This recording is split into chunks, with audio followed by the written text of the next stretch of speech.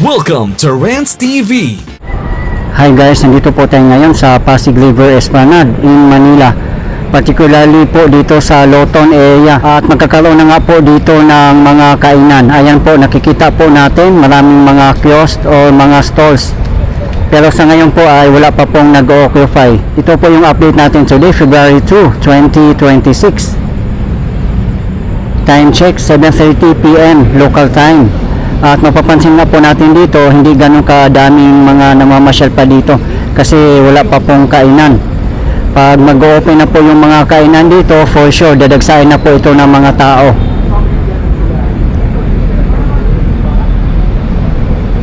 At doon po sa bandang unahan ang Arroceros Forest Park Esplanade.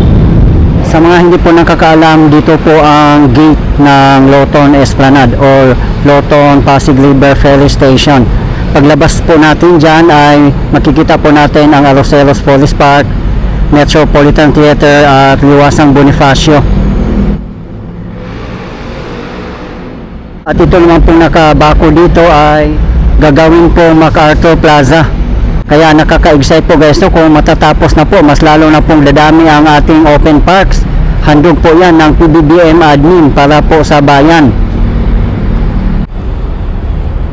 Yan, kung magbubukas na yung mga kiosk dito, so magkakaroon din po dito ng mga maupuan sa mga kakain. Diba, napakalawak din po ng area dito. Perfect na perfect po yung ambience. Nasa harapan lang po ng Pasig River. Ayan po guys, oh, sobrang ganda.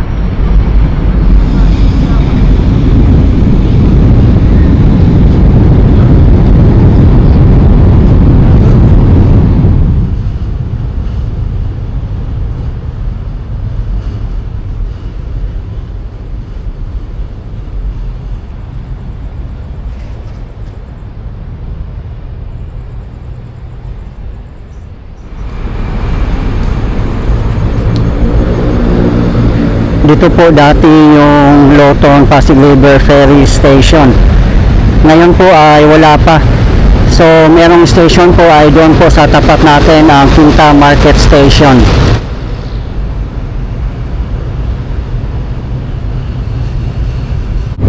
Ayan lang po ang Loton Pasig River Ferry Station.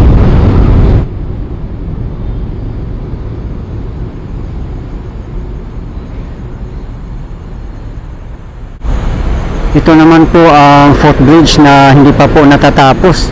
Matagal na po itong na-abandoned at sana nga po tatapusin na po ito kasi napakalaking tulong po ito para sa mga mamamayan. Napakadali na lang po kung tatawid po kayo doon, papuntang Quiapo o papunta po kayo ng Loton. Hindi na po kailangan pupunta pa kayo doon sa may Manuel L. Quezon Bridge.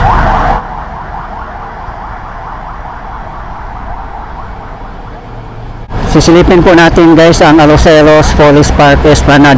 Ayan lang po, a few steps away lang po. Dito po ang daanan sa ilalim ng Manuel L. Quezon Bridge.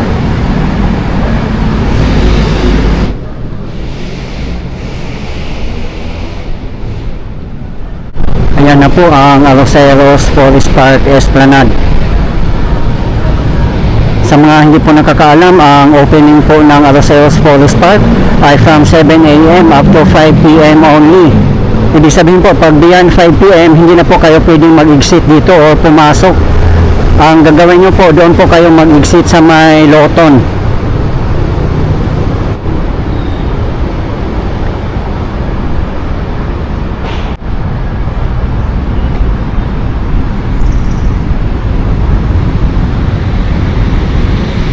Yan, makikita po natin na walang katao-tao sa loob ng Arroceros Forest Park. Dito naman area, wala yatang kainan dito na ilalagay. O abangan na lang po natin guys in the future, baka magkakaroon din po.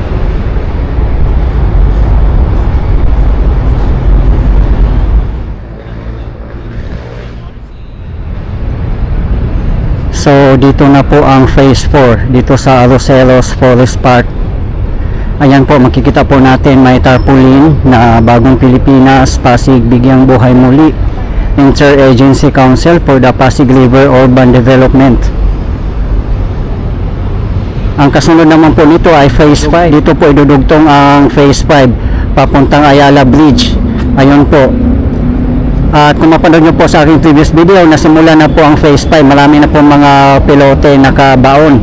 At abangan na po natin kung kailan po matatapos.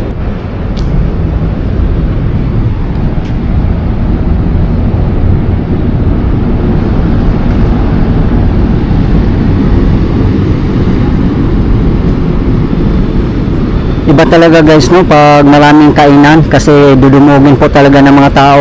Tingnan nyo po dito, pailan-ilan lang po ang mga namamasyal dito. Sa mga hindi po nakakaalam, ang natapos po na Pasig River Esplanade ay from phase 1 up to 4. At nandito po tayo mismo sa phase 4. Ang phase 1 naman po ay nasa likod ng post office building. Ang phase 2 and phase 3 ay nasa Intramuros naman po.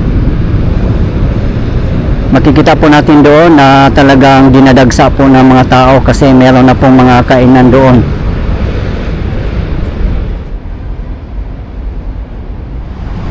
Sa mga hindi po nang kakaalam, kung mag-commute po kayo pumunta dito by LRT1, ang pinakamalapit po na station ay Central Terminal. Ayan, paglabas lang po natin dito sa Roseros Forest Park, nandyan na po mismo ang Central Terminal. Kung galing po kayo ng phase 4 dito papuntang Fort Santiago, ang distance naman po ay nasa 1.2 kilometers. So mahaba-haba na rin po ang lalakarin nyo. Kaya perfect na po dito mag-walking, jogging, or biking. Kung naka-wheelchair naman po kayo or bikers, wala pong problema kasi marami pong mga ramp dito para po sa inyo. Dati po ang dami pong mga nakatira dito, lalo na dito sa ilalim ng tulay. Ngayon po kita nyo naman po na malinis na po dito at nakabakod na.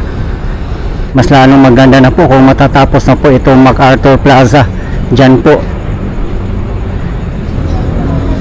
may mga nakatambay na lang po dito na mga crane, backhoe at mga mixer.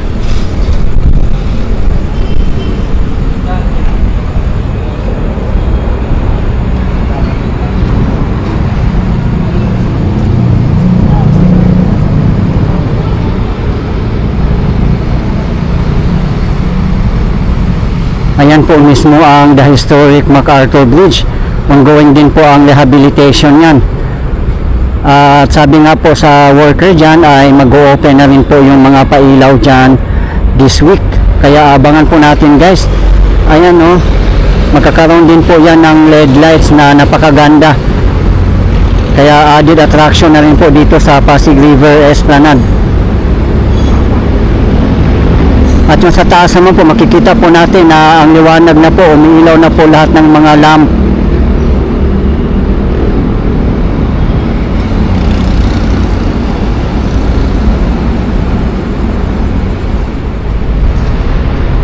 Yan, dito po ang daanan sa ilalim ng MacArthur Bridge.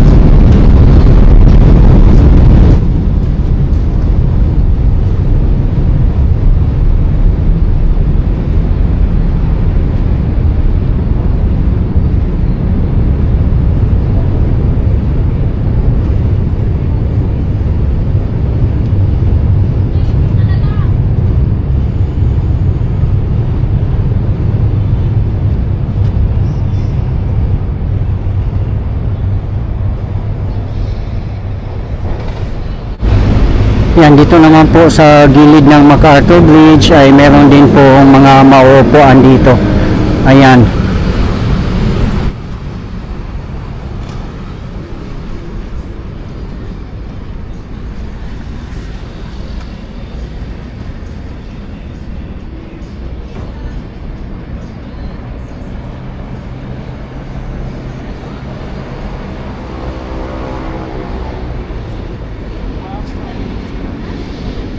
Dito naman po sa gilid ng post office building ay ginawa po nilang yard sa ngayon.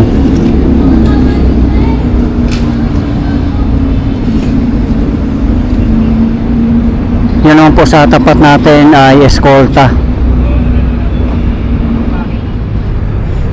Ang lawak din dito guys, siguro nasa 2 lane din po ito kung gawing kalsada.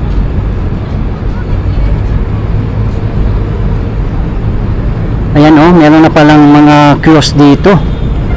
Wow, maganda kasi nasa baba. So ibig sabihin dito sa walkway ay wala pong mga obstruction dito. Yan, tingnan po natin dito. May mga cross nakatambay dito. Dito sa baba, ayan oh, madami. Kaya abangan na lang po natin guys kung saan po ito ilalagay.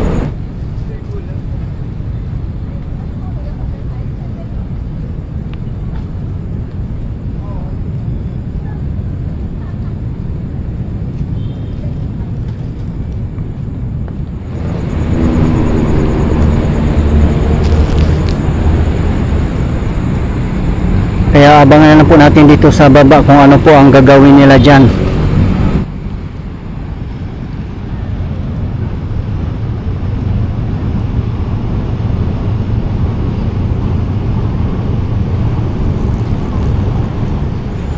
Ayun lang po ang post office building. Hanggang sa ngayon po ay hindi pa rin na-restore. Dito na po tayo mismo sa phase 1. Maganda rin naman po dito. May maraming mga maupuan din po sa gilid. Ayan o. At ang ganda rin po ng mga halaman dito.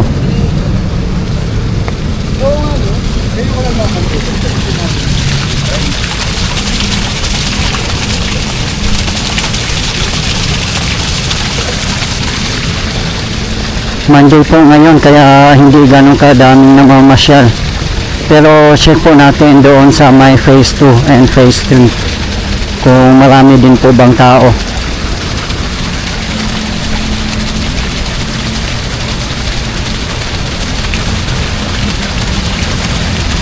May mga nag-comments na din sa ating previous video na sana yung sa tapat natin sa may eskolta, yung mga building dyan ay magkakaroon ng mga LED lights para mas maganda tingnan na para daw Singapore.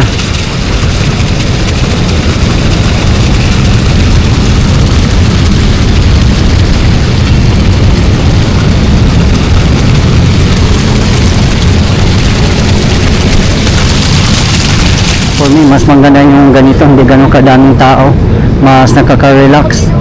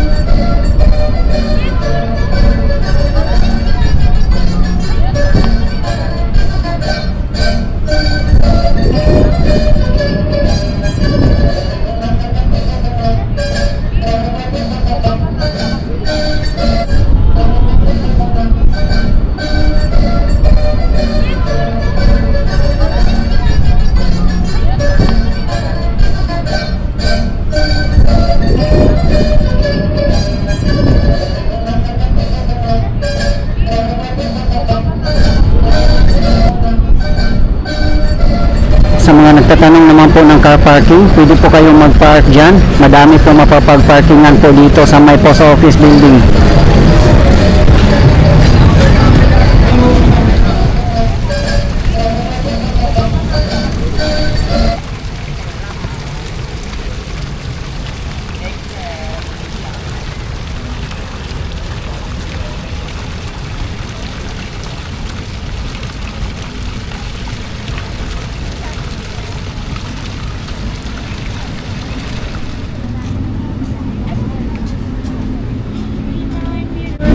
Ayan naman po ang The Historic Jones Bridge.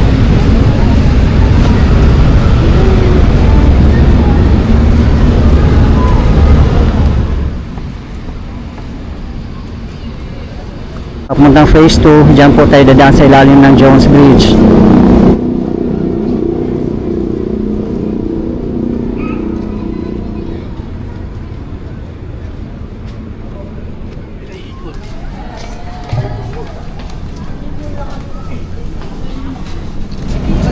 Ayan, dito pa lang po sa bungad, makikita na po natin dito na ang dami na pong mga tao. Kahit Monday po ba po talaga guys, so pag may mga kainan, dadagsain po talaga ng mga tao.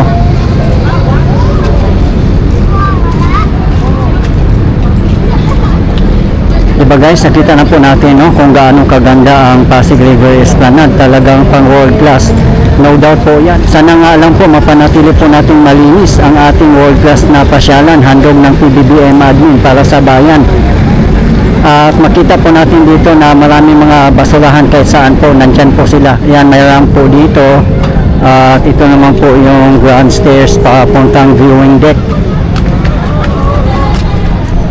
Keep Pasig River clean. Natilihing malinis ang Pasig River. Clean Tramuros.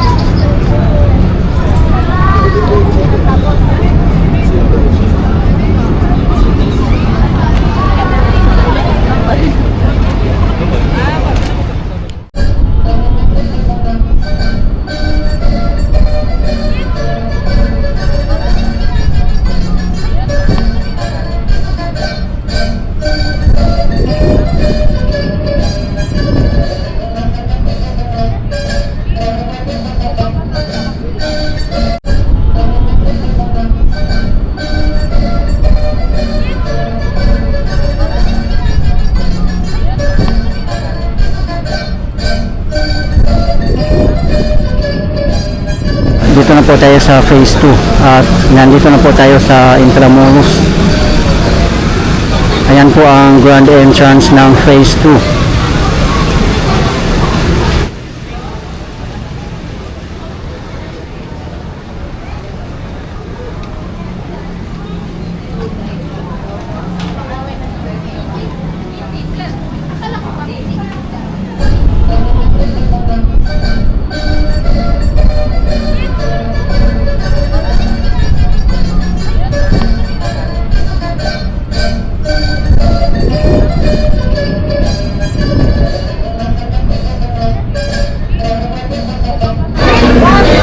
Ayan, tingnan nyo naman po ang restaurant po dito. Ang dami pong kumakain. Grabe, ang laki na po ng pinagbago after the rehabilitation. Mas lalo po nilang pinapaganda.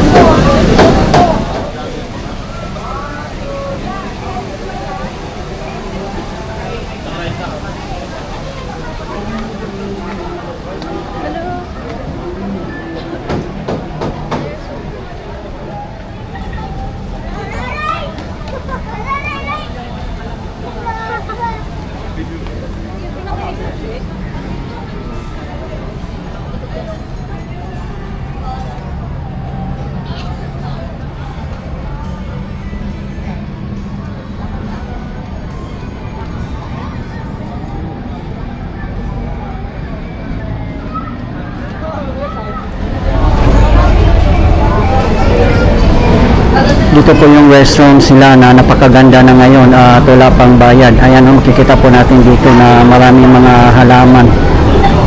Dati po kasi ay may bayad po ang restrooms dito.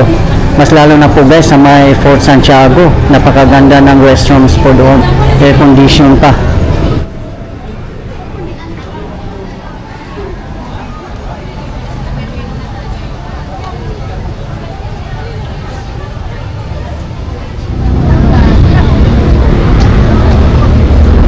Guys, akyat po tayo dito sa viewing deck. Tingnan po natin dito kung ano po ang latest development.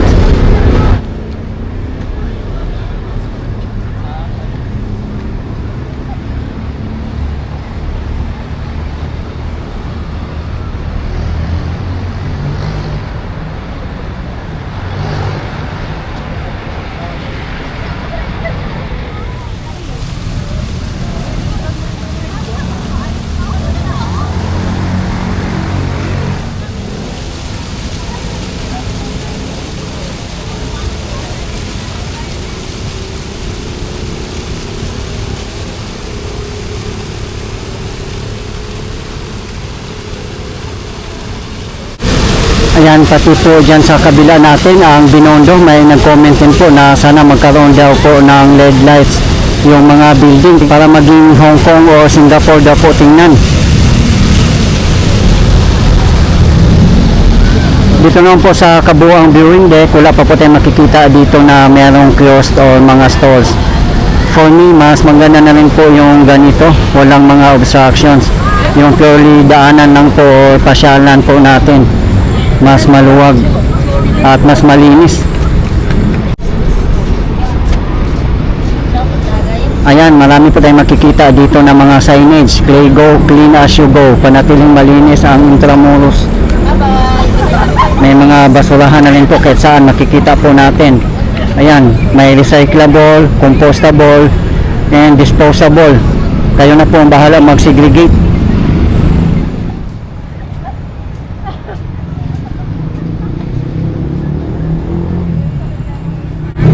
Ayun naman pong napakagandang Binondo Intramuros Bridge.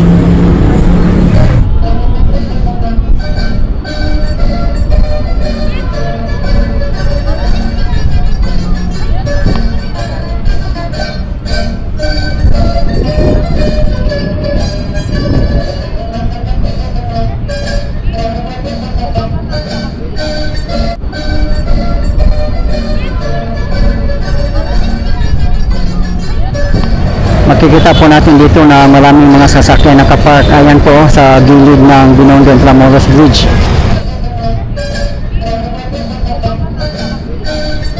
At doon naman po sa kabilang block, yung Magallanes Drive, pwede rin po kayo mag-park doon. Wala pong problema guys sa parking.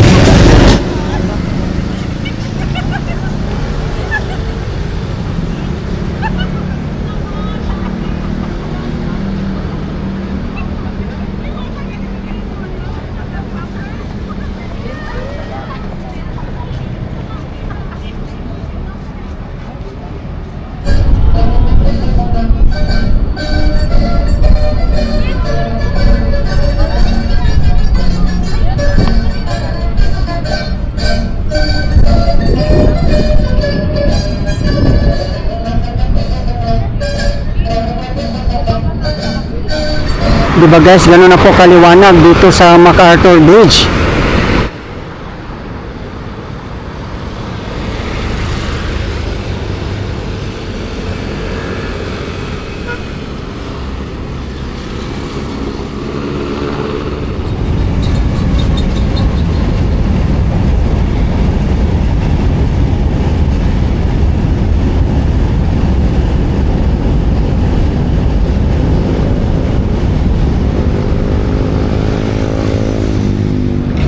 Guys, ito po yung latest update natin ngayon dito sa Pasig River Esplanade in Manila.